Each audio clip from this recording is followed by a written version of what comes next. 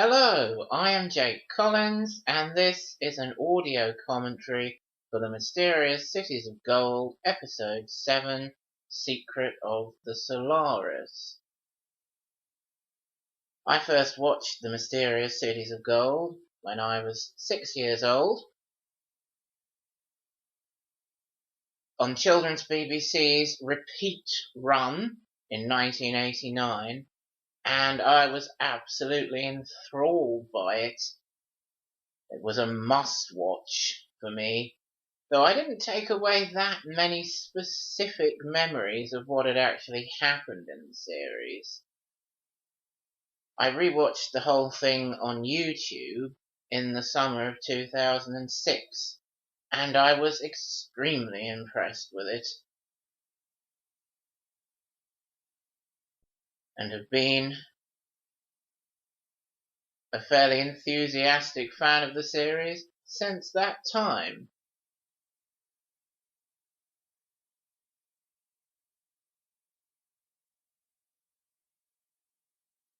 We see the solar sail ship Solaris in the opening sequence here, even though it doesn't feature in the series for that long, unlike the Condor, which comes in at the end of the opening sequence here. This is really the best episode for the Solaris.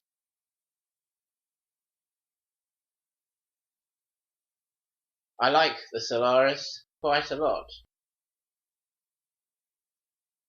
I also like the Condor, and of course the Condor is much more sustainable as a vehicle to use in the series, and indeed in adventures beyond the series. But I certainly do enjoy experiencing the solar sail ship Solaris while it is in the show, and it does its main work in this particular episode, getting our protagonists from the Galapagos Islands across the Pacific Ocean to South America, the new continent, the new world. The episode begins with Esteban putting on his new clothes, his most familiar costume, which Tao gives him here, because Esteban's European clothes are all ripped up after his recent experiences with his mammoth swim. Tao's impressed gasp there is not actually at the sight of Esteban's pecs as he takes his shirt off, although there will be opportunities to enjoy Esteban's pecs as the series continues. But of course it was Tao reacting to the sun medallion, and we get a bit of expose from Esteban's ear to Tao about the sun medallions there. There's a bit of a script mistake, and it's not the only one, where Zia refers to her father as the High Priest of the Cities of Gold. He's not the High Priest of the Cities of Gold. He's the Papakamayo of Buna. And, of course,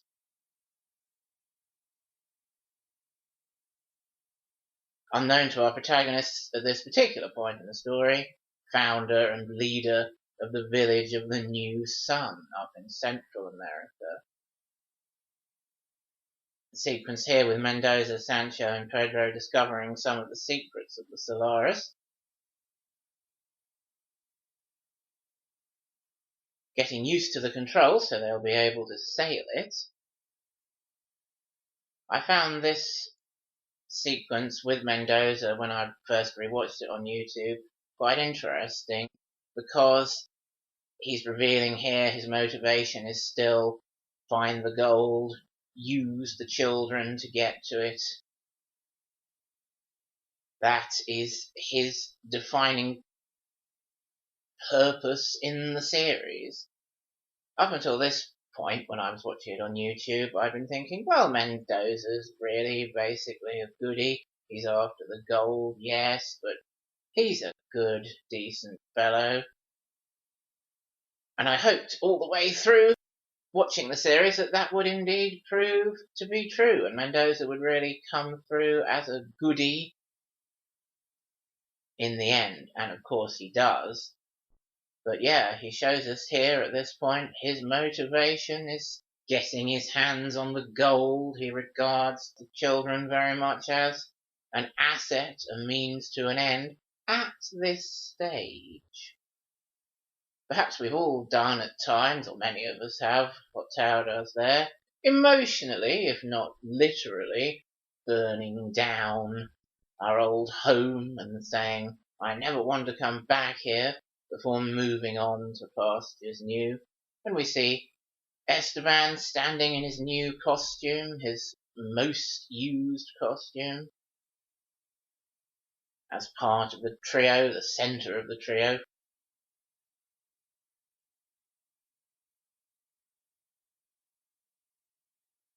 I do think he looks good in his European costume, also in the ripped up post-Mammoth Swim version of his European costume. But yes, he still looks a good lead central character for the series in this new costume that Tao has given him, which is certainly more suitable for the kinds of adventures he's about to have on the new continent. He would have found that European stuff rather cumbersome, I think.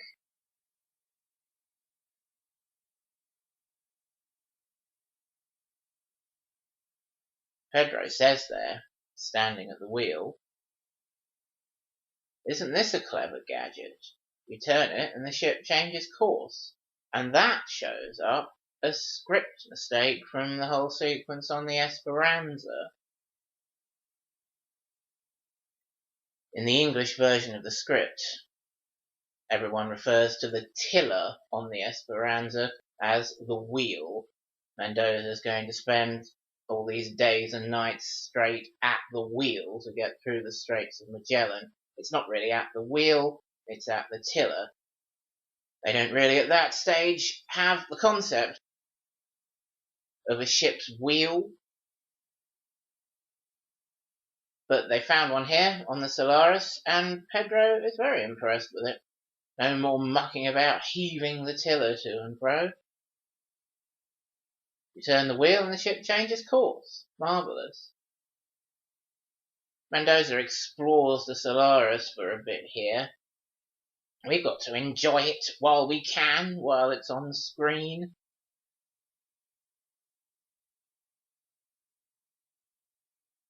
It really only features very heavily as a kind of main location in this episode, while it does, as I said, its main job of getting our 6 protagonists across the Pacific Ocean from the Galapagos Islands to South America. It wouldn't be very practical to keep it around for the whole of the series. They can't really use it to travel once they get to the new continent. So to blow it up as part of the plot to save the village people and as part of Tao's journey of realization about what's important in life is the best thing to do with the Solaris at that stage, really. The conversation here between Esteban and Zia about Mendoza, principally, his motivations.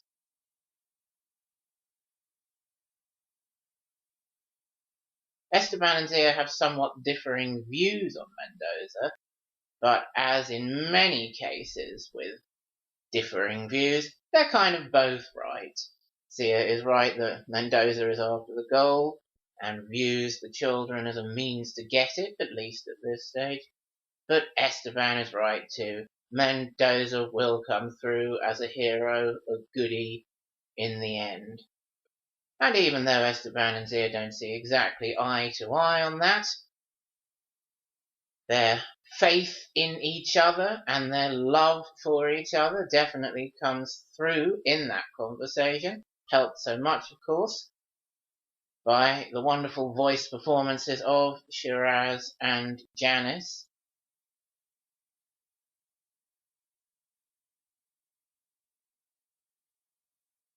There's an example in that scene of what Janice talks about on the documentary, on the DVD, trying to put some emotion into the lines, and because of the nature of how they're read off the scrolling calligraphy, it's difficult sometimes to know exactly what emotion to put in where. She gets a little too aggressive. Am I? And then Zia appears to change mood and tack very quickly after that. But yeah, that must have been frustrating to try and put in the right emotion and enough emotion and stumble a bit at times. So I can certainly see what Janice means in the documentary about that. We saw there how Esteban and Tao do, in some ways, fill a hole in each other's lives. They've never really had a young male companion to josh around with, and they do both enjoy and benefit from having each other to be boon companions. At this stage, of course, Tao, as the ultimate only child, isn't quite so receptive to Esteban's friendly, joshing, joking, jumping him so he falls off the stuff he's standing on. But Tao will certainly soon start coming round to that.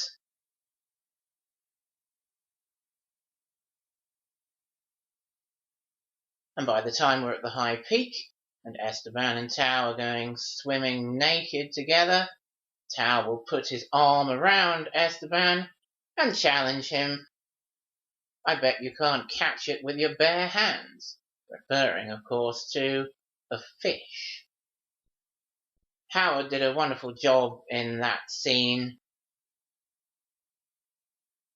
with Esteban and Tao as the voice of Mendoza, bringing not exactly a sinister or threatening tone to Mendoza.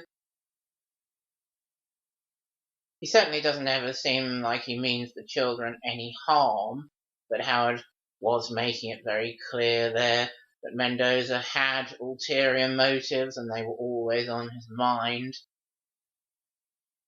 What does Captain Tao make of this strange contraption? How are we poor sailors to know anything? If the captain doesn't know what to do? It's not sinister, it's not threatening, but it does have undertones, very effectively done. Here we are with Gomez and Gaspar, the best antagonists by far, in my opinion, that we get to know in the series, particularly Gaspar. He's an excellent character, very entertaining.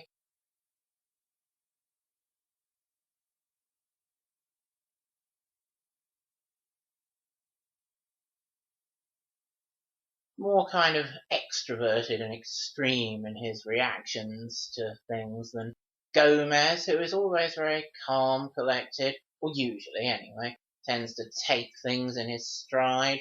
An air of cool authority Gomez has.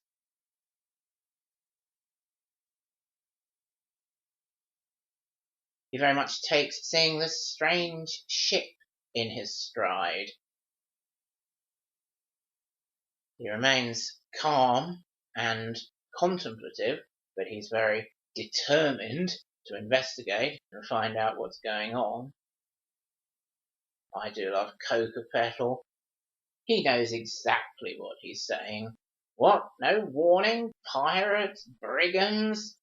That was supposed to be a warning shot from the cannons, actually, but obviously Coca Petal wasn't very impressed by that intention.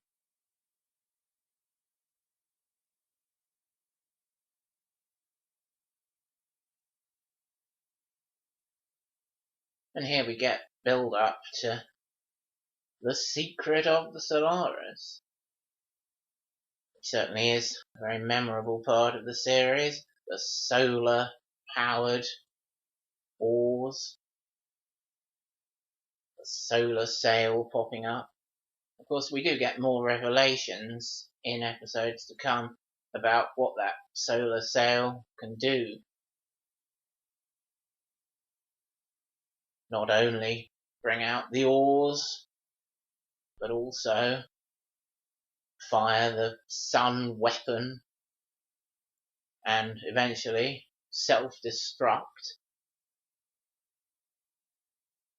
We don't see any of that in this episode, but I do like the first raising of the solar sail, the appearance of the oars, the subsequent outdistancing of the Spanish galleon.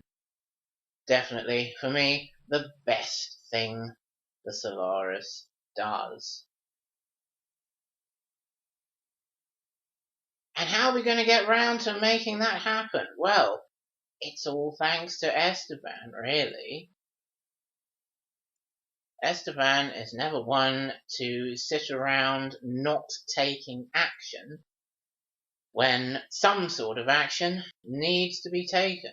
Let's try it and see what happens when it comes to the crunch. That's a very important part of Esteban's character. Determination to do everything he can to do the right thing to achieve his goals. And he inspires Zia and Tao to do so as well. In this case, it's working out how to start the solar mechanism working on the Solaris. The more I look at that thing, the more I'm sure it's not just an ornament. Let's give it a tug and see what happens. And Esteban does give it a tug and see what happens. And the answer is something very useful. Which is why I always say to Tao in an upcoming episode where he says to Esteban, who worked out how to get the Solaris to work, was it you? Yes, Tao, it was Esteban. That attitude of Esteban's really is important throughout the series. I think particularly of the occasion later on where Esteban, Zia and Tao are trapped in the temple at the village with the lake of gold. Esteban starts scraping away at the mortar to try and take one of the bricks out of the wall, and Tao's quite scornful of this plan at first, but he and Zia join in and help out, Esteban inspiring them with his determination to try it as well. And of course, that plan does end up helping in the end. They don't get round to taking the stone out of the wall, but scraping away the mortar weakens the wall at that point, so that they're able to escape in the boat when that wall is knocked down and the floodwaters come in. Rather than getting stuck in the temple that's still whole and rapidly filling with water through the high windows and being in danger of drowning. The Esteban's determination there wins through in a way he didn't quite expect. That shows that taking action, some sort of logical action, when action really is necessary, is the right thing to do, and it may even help in ways you don't expect. And there we are, with all the oars. The power of the sun is coming to our rescue, and that is the level of sci-fi I like on this show. The solar mechanism in the Solaris, the flight of the Condor, the sun locks in the ruined cities later on. That's the level of sci-fi I really enjoy and can really engage with. Gaspar and the other people on the galleon there are inclined to stare in awe at the oars and at the ship rapidly starting to outdistance them. Gomez, again, is the one who is calm, cool, collected. He isn't fazed by these strange and unexpected situations. I like Pedro's delivery there of, "We're out of range." This is where you really see Sancho and Pedro at their best and by far their least annoying, on the sea, sailing, handling this ship, and really being useful to our team of protagonists. Once we get to dry land, on the new continent, the Solaris, of course, as I said, doesn't really have a use anymore, and nor do Sancho and Pedro, and they do get mostly very annoying, I find. As Esteban says at one point, they're fine sailors. That is certainly the thing in their favour as protagonists and as characters. And as we approach the new continent, as the sun goes down here, they've kind of reached the end of that usefulness. Mendoza says to Tao here, the science your ancestors knew is far beyond anything I know. And he summed up perfectly there, Mendoza, the level of sci-fi I like from this show. It's far beyond anything Mendoza knows as an inhabitant of the 16th century, but it's not too far beyond anything we know as inhabitants of the late 20th or early 21st century. The Solaris, the Condor, the Sunlocks, they're pitched at that level, and I really, really like them. And the episode ends as we approach the new continent. Everyone is pleased to see it, particularly Zia, looking forward to getting home, back to her people, back to her father. Is it going to go as smoothly as all that? Probably not. Thanks for listening to this episode commentary. Goodbye. Till next time.